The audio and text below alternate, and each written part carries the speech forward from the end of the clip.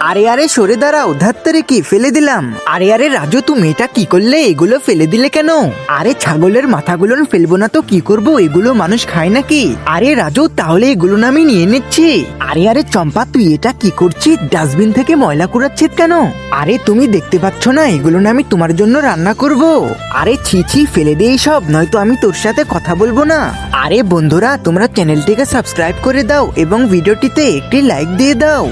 আমি চলে গেলাম এখান থেকে, তুই তাড়াতাড়ি বাসায় আয়। আরে ছাগলের মাথাগুলোকে রান্না করার জন্য প্রথমে এগুলোকে ভালো করে পরিষ্কার করে নিব, এরপরে গরম পানিতে সবজির সাথে ভালো করে সিদ্ধ করে নিব। ওই দেখো সবুজ এখন ঘুমাচ্ছে, তাকে জানতেই দেওয়া যাবে না আমি ডাস্টবিনের মাথাগুলো রান্না করছি।